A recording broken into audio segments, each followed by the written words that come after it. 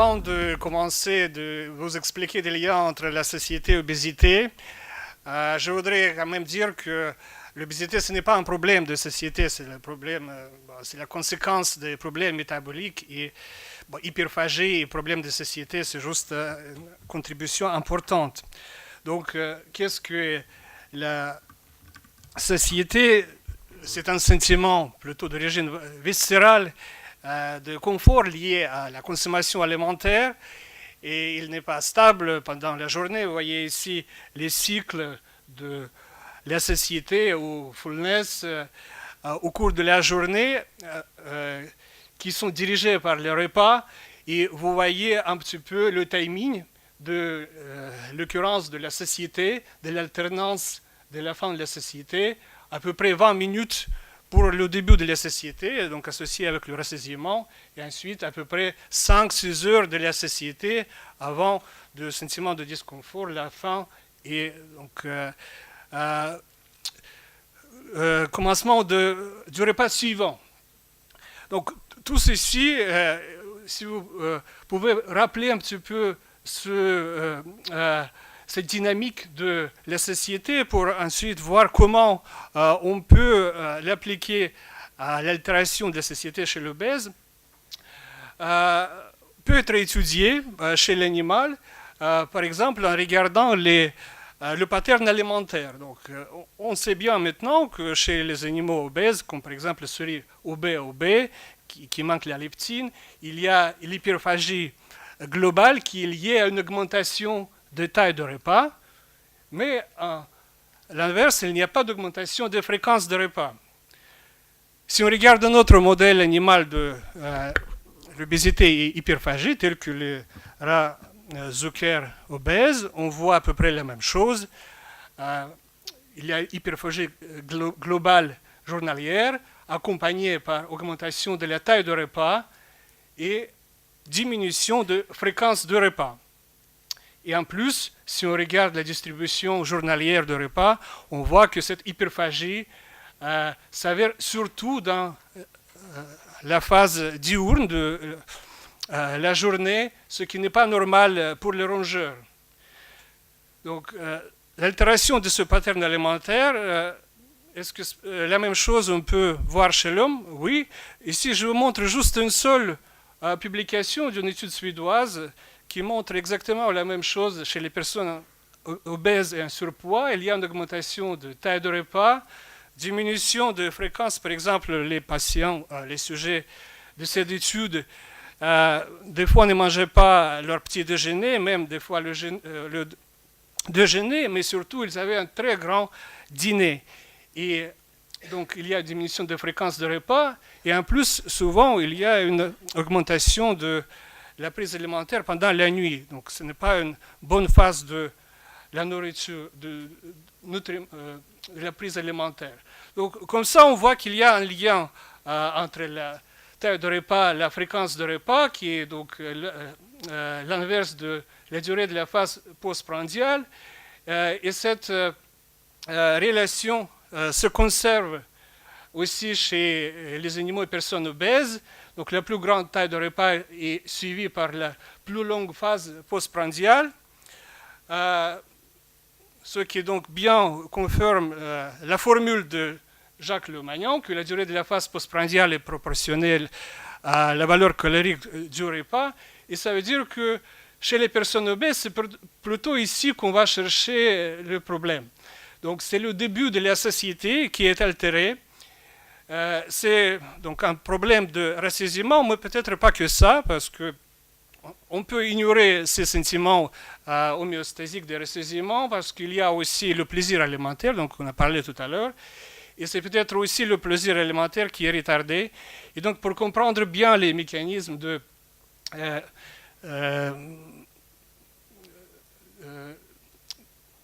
problèmes de la satiété, il faut voir les deux, rassasiement et plaisir alimentaire. Donc, où on va les voir, donc, je vais vous montrer tout à l'heure, peut-être en proposant quelques mécanismes qui peuvent être impliqués.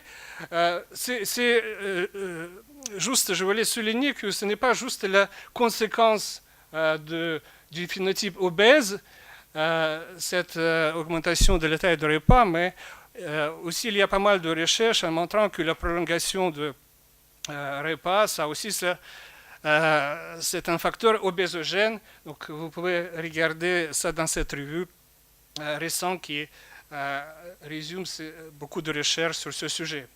Donc on va voir dans les voies de la société.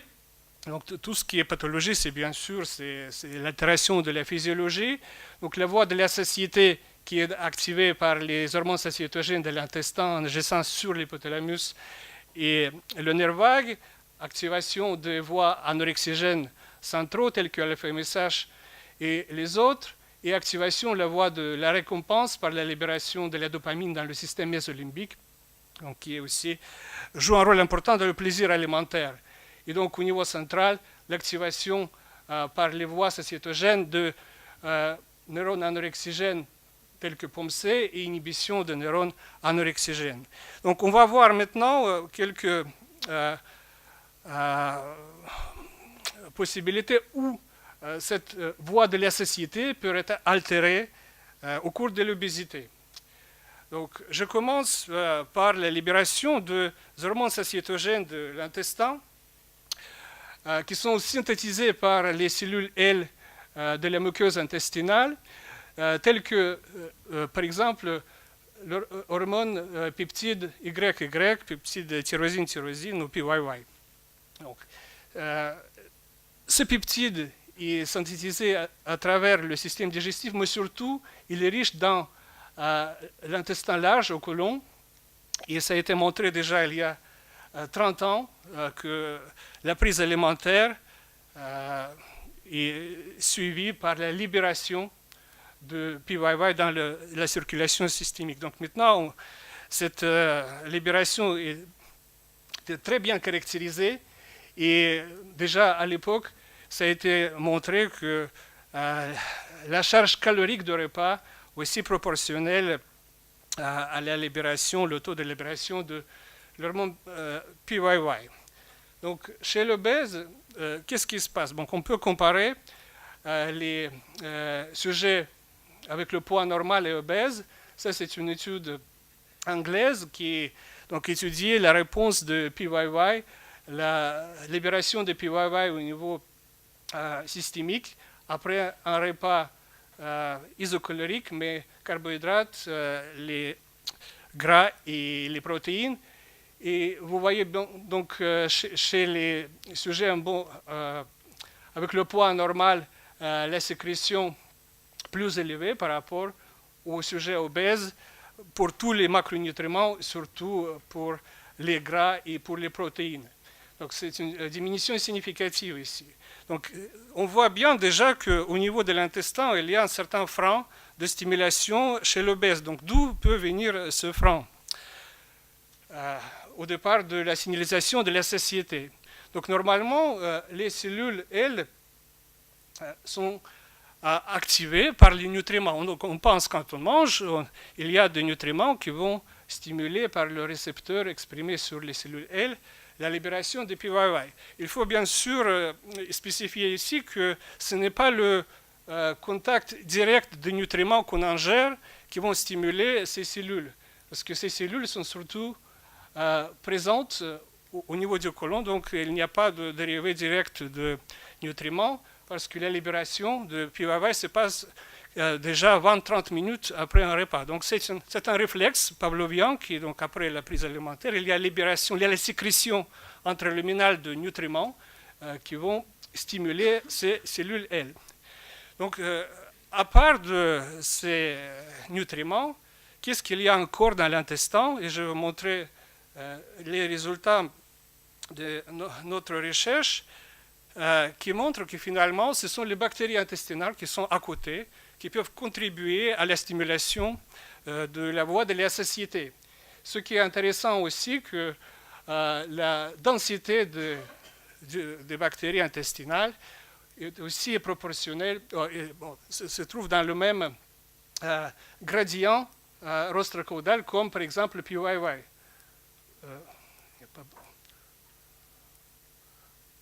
C'est un peu faible le pointeur. En tout cas, le PYY est surtout présent au niveau distal de l'intestin, comme les bactéries intestinales. Donc, on a regardé comment les nutriments peuvent influencer la croissance bactérienne et comment cette croissance bactérienne pourrait influencer les voies de la satiété. Donc, je vais vous montrer le résultat de cet article qui est paru cette année. Donc, qu'est-ce qui se passe quand on mange? On provient les nutriments aux bactéries intestinales. Qu'est-ce qui se passe normalement avec les bactéries qui reçoivent les nutriments in vitro? Ça, c'est juste pour vous rappeler que dès que les bactéries reçoivent les nutriments, ils vont commencer leur croissance exponentielle après quelques phases d'attente qu'on appelle lagphase, et ensuite, après qu'il arrive à certains niveaux, ils vont s'arrêter de se reproduire, vont aller dans la phase stationnaire. Donc cette durée de la phase exponentielle de croissance peut durer in vitro à peu près 6 heures après la première apport de nutriments. Mais dans l'intestin, il y a un apport de nutriments en continu. Donc il fallait vérifier comment les bactéries peuvent répondre à cet apport de nutriments en continu. Et on a fait un modèle in vitro avec Escherichia coli. Dans un volume défini, on a donné des nutriments tous les 2 heures en émettant 2 repas par jour. Et vous voyez ici les résultats de cette étude. Donc en bleu, vous voyez ici la croissance bactérienne après la premier apport de nutriments. C'est à peu près comme dans le manuel de microbio. Mais ensuite, quand on continue à donner les nutriments, la phase de croissance se raccourcit et après le 5e apport, les bactéries vont se reproduire immédiatement sans la phase lag et s'arrêter leur croissance 20 minutes après. Donc ensuite, quand on va continuer à donner les nutriments, dans ce même volume défini, il y a toujours la même croissance de bactéries, donc toujours la même augmentation de même quantité qui vont s'arrêter à 20 minutes de reproduction. Mais ça, c'est un modèle in vitro. On a voulu aussi voir si la même chose peut être reproduite in vivo. Et on a fait des infusions des nutriments dans le côlon de rat et on a vu qu'effectivement, on obtient la même chose. Donc après 20 minutes d'infusion, il y a l'arrêt de la croissance bactérienne.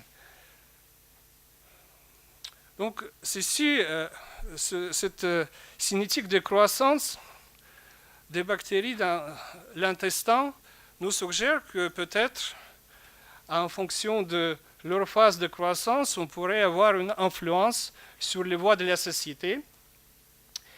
Et peut-être les protéines bactériennes qui sont produites dans ces 2 phases pourraient avoir ces effets différentiels. Donc d'abord, on a comparé les protéines des Escherichia coli en 2 phases de croissance in vitro par protéomique. On a vu effectivement que ces différences, il y a des différences qualitatives, mais ensuite on a voulu savoir si ce cocktail de protéines des mêmes bactéries, mais en 2 phases de croissance, pourrait stimuler de façon différentielle les voies de la satiété intestinale, donc les voies comme PYY et GOP1. Donc en ce qui concerne PYY, vous voyez ici, l'infusion des protéines dans le côlon de rat en phase stationnaire, mais pas en phase exponentielle, stimulait la libération plasmatique de PYY. Au contraire, l'infusion de protéines en phase exponentielle, mais pas en phase stationnaire, stimulait la libération de GOP1. Et cette cinétique de stimulation de 2 hormones satiétogènes, on peut comparer avec donc, la cinétique de leur libération plasmatique chez l'homme. On voit bien que donc, PYY, qui est normalement stimulé 20 minutes après, après un repas chez l'homme, est maintenu pendant plusieurs heures, tandis que GOP1, qui est en crétine, il est stimulé très vite après un repas. Donc on voit bien que les mêmes protéines des mêmes bactéries, mais en fonction des phases de croissance, stimulent les hormones de la satiété de façon différentielle. On a aussi vérifié leur pouvoir satiétogène en injectant ces protéines chez les animaux. Je ne montre pas ici ces résultats, mais on a montré que les protéines en phase stationnaire produisent un effet satiétogène et ils activent aussi les voies anorexigènes du cerveau. Mais comment ces protéines peuvent activer les voies satiétogènes? Quels sont les mécanismes moléculaires? Ici, je vais vous montrer des résultats qui suggèrent l'implication de la voie de la mélanocortine. Comment c'est possible? Donc, en fait, avant cette étude, on a cherché des protéines bactériennes qui sont mimétiques des hormones mélanocortinergiques telles que alpha-MSH. Donc, par une étude protéomique que je vous montre ici, on a identifié dans les bactéries Escherichia coli qu'il y a une protéine. Ça, ce sont l'ensemble des protéines d'Escherichia coli qui étaient séparées par un gel 2D et qui étaient développées avec un anticorps polyclonal anti-alpha-MSH. Et vous voyez ici que certaines protéines sont identifiées avec cet anticorps. Et donc, cette protéine était identifiée comme casinolytique protéase B analogue, ou COPB, en anglais on l'appelle des fois CLIP-B. Bon, c'est une grosse protéine, 96 kilodalton. Et quand on regarde sa séquence d'acides aminés, on retrouve un épitope similaire avec alpha-MSH qui est discontinu, mais qui contient des acides aminés clés pour l'activation des récepteurs mélanocortine. Vous voyez ici RW, arginine, tryptophane, qui sont nécessaires pour l'activation des récepteurs mélanocortine. Et en plus, il y a un glutamate à côté qui est nécessaire pour le folding de la molécule. Et quand on essaie de localiser cet épitope sur la molécule de COPB, qui est connue déjà sa structure 3D, parce que la molécule était bien étudiée déjà par les microbiologistes. Donc on retrouve cet épitope localisé entre les deux hélices, ici. Ce qui est très important pour l'exposition de cet épitope sur la surface de la molécule disponible pour les interactions moléculaires. Donc, qu'est-ce qui se passe avec cette protéine COPB en fonction des phases de croissance des bactéries? Donc, in vitro, déjà, on voit qu'il est augmenté avec la phase stationnaire. C'est normal parce que c'est une protéine chaperonne. Donc, il aide de désagréger les protéines, donc prévient le stress cellulaire lié à l'accumulation des protéines. In vivo aussi, dans le côlon de rat, on a vu que 20 minutes après les infusions coliques qu'il y a une augmentation de protéines COPB en phase stationnaire. Qu'est-ce qui se passe dans la circulation? En fait, après cette infusion colique, on n'a pas vu une augmentation immédiate de la concentration de COPB dans le sang, mais elle est présente là-bas, chez l'homme et chez l'animal. Et ce qui est intéressant, que le taux plasmatique de cette protéine bactérienne CLIP-B se trouve en corrélation directe avec le nombre de bactéries, enterobactéries qui produisent CLIP-B dans l'intestin. Donc s'il est présent dans la circulation, il peut agir au niveau central. Donc on a testé son action potentielle avec nos collègues de Dijon de Luc Pinico en appliquant cette protéine sur les coupes du cerveau des souris, et on a regardé s'ils peuvent activer des neurones anorexigènes POMC. Et effectivement, cette application a stimulé les décharges électriques de ces neurones de la façon comme si on appliquerait par exemple la leptine. Et le nombre de cellules activées de telle façon était plus que 50%, c'est encore mieux même que la leptine. Donc on peut voir ici qu'il y a un facteur plutôt endocrine bactérienne qui est présent dans la circulation et qui peut activer les voies anorexigènes. Donc son effet anorexigène aussi de cette protéine bactérienne est illustré par le fait de diminution de la prise alimentaire et du poids chez les souris quand on les donne par gavage les bactéries Escherichia coli normales, mais pas les bactéries qui sont mutées pour COPB. Donc en rouge, ce sont les bactéries wild type, en bleu, bactéries mutées en COPB qui ne montrent pas cet effet. Donc ça montre que l'effet anorexigène et donc à diminuer le poids des animaux est lié à la présence de cette protéine bactérienne. Donc, est-ce qu'elle est capable de stimuler PYY directement, cette molécule COPB? Donc, on n'a pas encore de données conclusives, on a des données préliminaires qui montrent que oui. On ne sait pas encore quel récepteur est impliqué. Il y a une étude américaine qui était inspirée par notre étude initiale d'identification de COPB comme mimétique d'alpha-émissage qui a testé un fragment de COPB sur l'ensemble des récepteurs mélanocortine et qui a vu qu'elle peut agir effectivement sur plusieurs récepteurs, mais pas récepteur MC4. Et MC4 qui était montré par cette étude, Panaro et les collègues, exprimé sur les cellules L, mais il y a d'autres récepteurs mélanocortine qui sont présents dans la muqueuse intestinale. Donc ça reste à étudier l'effet direct de cette protéine COPB sur la voie de la satiété et également voir est-ce qu'il y a une altération de cette activation chez les personnes obèses. Donc on n'a pas encore de données, on a quelques études en cours, par exemple chez les animaux avec high fat diet induced obesity, donc qui montrent une diminution de taux de COPB. Mais on sait bien aussi par les études sur la composition du microbiote qu'il y a une diminution de taux d'enterobactéries chez les personnes obèses et plutôt augmentation chez les personnes anorectiques. Okay. Voilà. Donc un autre aspect de cette étude, à part de l'effet direct des bactéries sur la voie de la satiété, il est possible qu'il existe une action indirecte par la production des anticorps avec les réactions croisées pour l'alpha-émissage.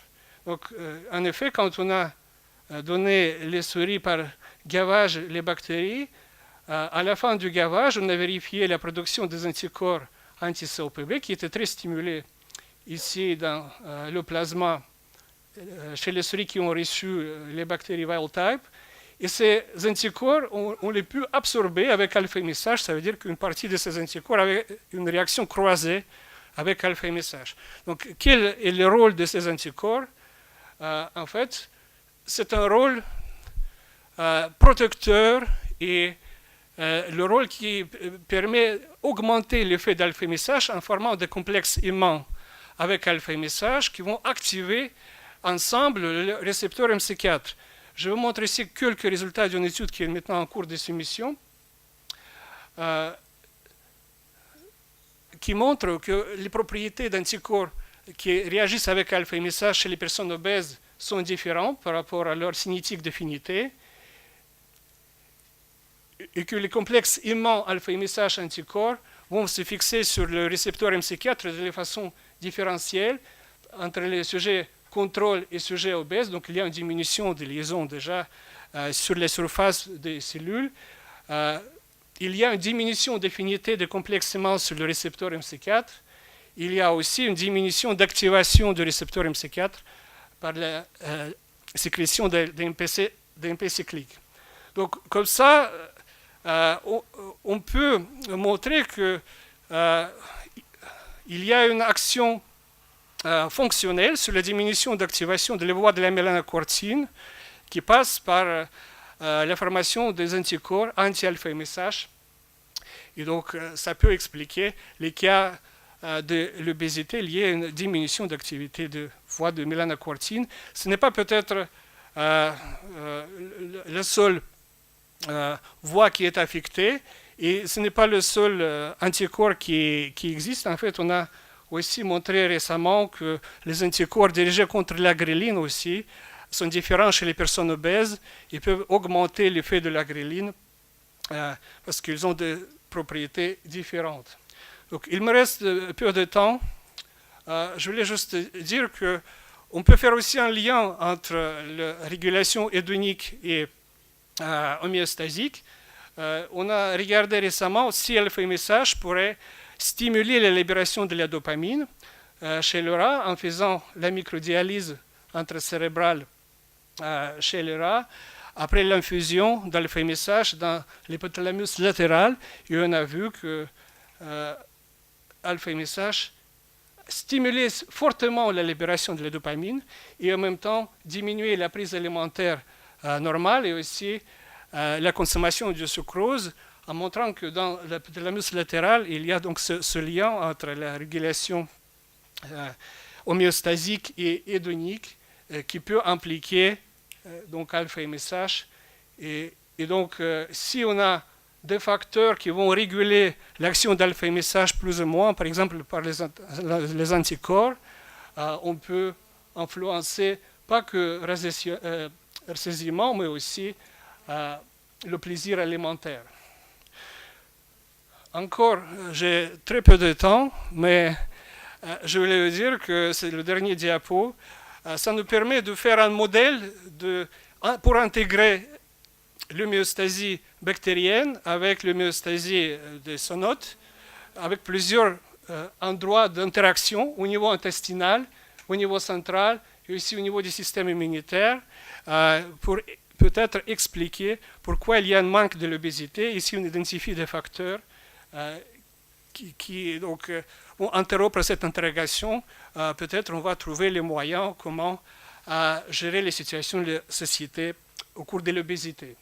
Voilà, donc je voudrais remercier à la fin mes collègues à l'université de Rouen, surtout au laboratoire INSERM 1073 de Pierre Deschlotte, mes doctorants qui sont maintenant tous soutenus partis pour le postdoc, et les collègues internationaux et les agences qui ont supporté notre recherche. Et je vous remercie pour votre attention.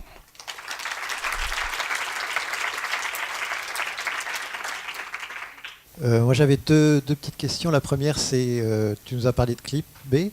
Est-ce qu'il y a d'autres protéines du même type ou est-ce que c'est la seule que vous avez identifiée? Et puis j'avais une deuxième question qui était sur les anticorps alpha-MSH. Finalement, si c'est un anticorps et si cet anticorps a un rôle vraiment important, c'est uniquement en périphérique, ça ne peut pas être en centrale. Première question, on a identifié la protéine CLIP-B, on l'a validée. Ça prend beaucoup de temps pour identifier et surtout valider, parce que quand on trouve un candidat, par exemple sur le gel, il y avait aussi quelques autres spots positifs, donc il y a des candidats, mais on n'a pas validé ces protéines. Ensuite, maintenant, on est en cours d'identifier les protéines mimétiques de la gréline. Donc on a encore maintenant plusieurs candidats protéines qu'on a identifiés. Maintenant, on est en cours de les valider comme les mimétiques directs et indirects qui peuvent donc stimuler la production d'anticorps avec les réactions croisées. Et par rapport à la deuxième question, si c'est un effet périphérique ou pas, je pense que périphérique surtout, bien sûr. Maintenant, on voit bien qu'il y a les récepteurs mélanocortine qui sont très importants au niveau périphérique. Est-ce qu'il y a un effet central? On est en train d'essayer de voir ça. On sait bien que le noyau arqué est accessible aux anticorps. Donc, au moins, au niveau des organes circummatriculaires, c'est accessible. Par rapport aux autres régions, je ne sais pas encore.